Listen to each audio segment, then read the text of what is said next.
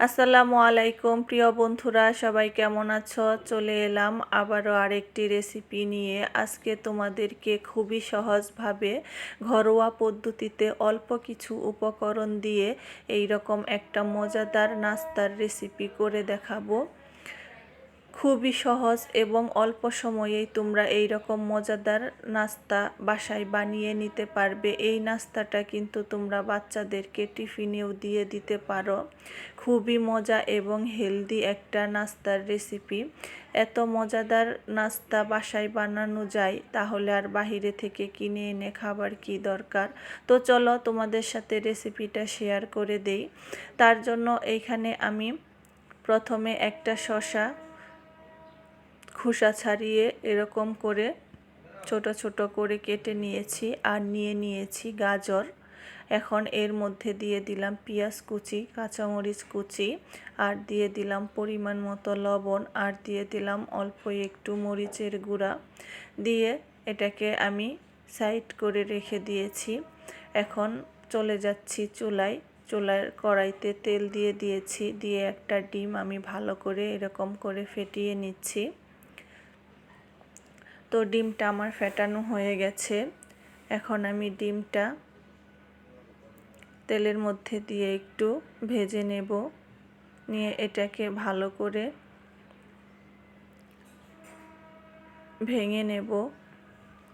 এখানে অল্প একটু লবণ দিয়ে এটাকে আমি ভালো করে ফেটিয়ে নিয়েছি ডিমটা। তো আমার এই রেসিপিটা যদি তোমাদের কাছে ভালো লেগে থাকে, প্লিজ বন্ধুরা লাইক কমেন্ট শেয়ার করে দিও। আর আমার চ্যানেলে নতুন বন্ধু হয়ে থাকলে আমার চ্যানেলটা সাবস্ক্রাইব করে আমার বন্ধু হয়ে যেও। আর সব বন্ধুদেরকেই বলে দিচ্ছি, পাশে থাকা বেল বাটনটি অন করে দিও, আমার পরবর্তী ভিডিওর নোটিফিকেশন তোমাদের কাছে চলে যাবে। আর যারা এই ধরনের ভিডিও পছন্দ করো, তোমরা সবাই একটা লাইক দিয়ে আমার ভিডিওটা ফুল ওয়াচ করে দিও।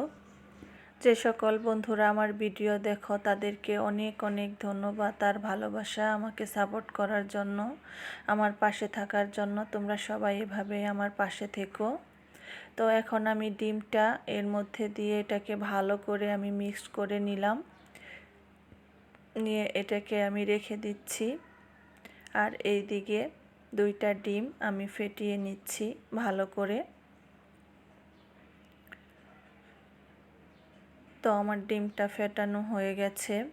এখন এর মধ্যে দিয়ে দেব 1 কাপ ময়দা, আর দিয়ে দিলাম 2 টেবিল চামচ গুঁড়া দুধ, আর দিয়ে দিলাম 2 টেবিল চামচ সাদা তেল।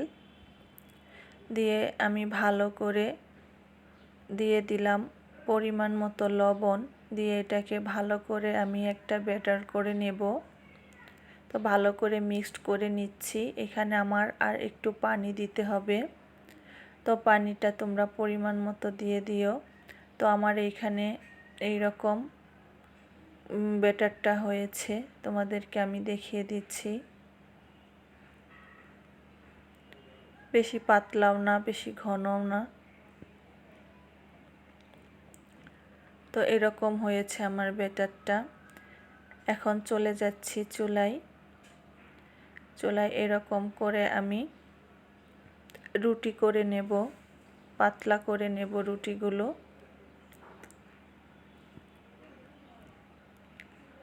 এটা হয়ে গেছে, উল্টে দিচ্ছি।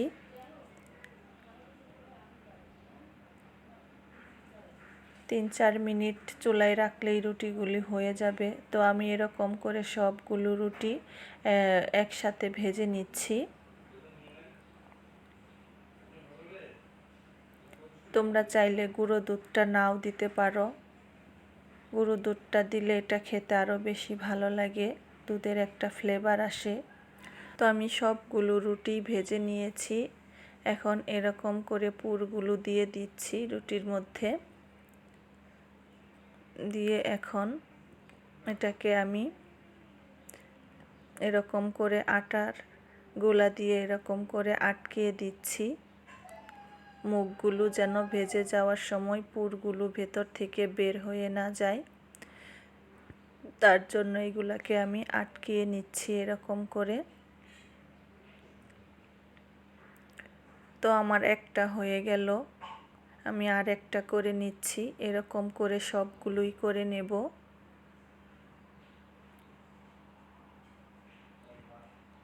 নিয়ে তারপরে তেলের মধ্যে ভেজে নেব।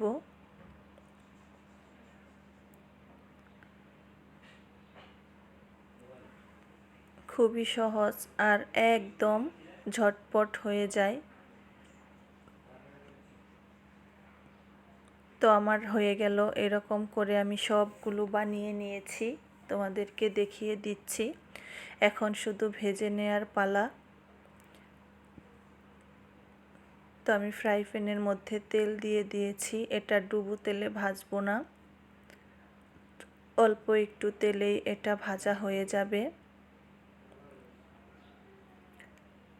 চুলাটা মিডিয়াম টু লো করে দিয়েছি, দিয়ে আস্তে আস্তে এটা ভেজে নিচ্ছি।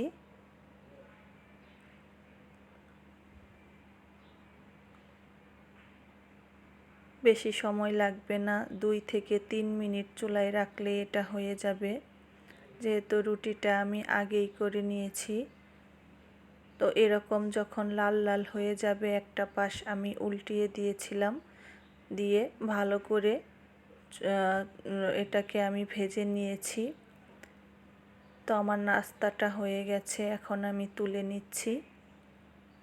তো তোমরা একবার বাসায় অবশ্যই এই নাস্তাটা ট্রাই করবে। ভালো লাগলে লাইক, কমেন্ট, শেয়ার করে দেবে। আর আমার আজকের রেসিপিটা কেমন হয়েছে সবাই কমেন্ট করে জানাবে বন্ধুরা। তো হয়ে গেছে, এখন তোমাদেরকে পরিবেশন করে আমি দেখাচ্ছি। খুবই মজা হয়েছিল নাস্তাটা, আমার কাছে তো খুবই ভালো লেগেছে। তো আজকের মতো এখানেই বিদায় নিচ্ছি। ভালো থেকো সবাই। আবার চলে আসবো আরেকটি রেসিপি নিয়ে। আল্লাহ হাফেজ।